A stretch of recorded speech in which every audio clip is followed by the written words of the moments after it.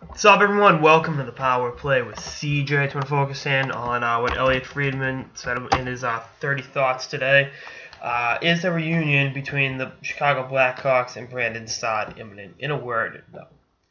Obviously, the Columbus Blue Jackets are playing, not like complete dog shit. And Saad has 12 points in 14 games. He's off to a very good start.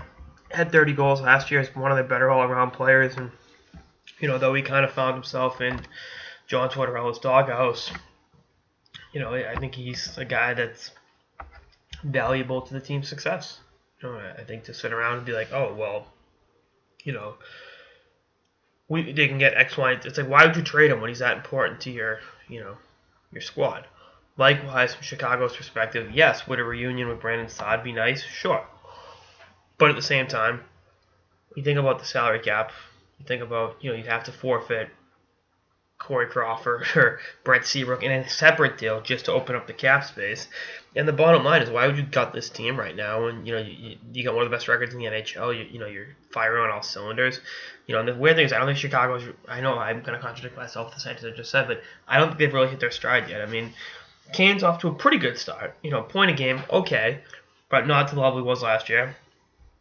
JT not off to the best of starts. So it's like, once they figure it out, and they will figure it out because they're two of the elite players in the game, and I think a guy like Kane is gonna have one of those 10-point weeks, and just be like, oh yeah, he's really fucking good. But we'll see what happens with that. And again, as much as Chicago loves Artem Anisimov, and they should, he's been an excellent fit with them. If they really, really, really wanted to keep Brandon Saad, they would have found the cap space for him last summer. It's just that simple. So we'll see what happens. One of my friends who's a big Chicago Blackhawks fan said this to me, right after the trade happened. Saad's going to end up back in Chicago. You look at guys like Andrew Ladd, Brian Campbell, even like Javi Bulin, Versteeg. They all end up back in Chicago at some point. And I think Saad will. Saad's, 24? He's got a long NHL career ahead of him. I would bet the house he, at some point or another, whether it's over the course of this contract or whenever, plays for the Chicago Blackhawks again. I just don't see it happening anytime soon. And I wrote that up this morning on Power Play Insiders. I think it's a cool thing to think about, but right now the deal doesn't make sense for the team. Columbus is playing some good hockey. Why would they trade Saad away? And likewise, the Hawks playing good hockey. Why would they gut the team?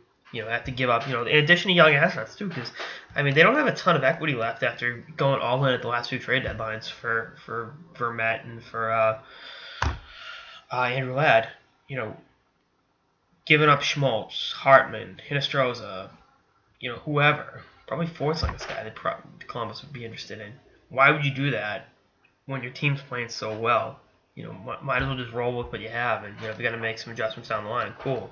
But we'll see what happens. Again, it doesn't make sense right now for either team. But given that it doesn't make sense, it could just happen.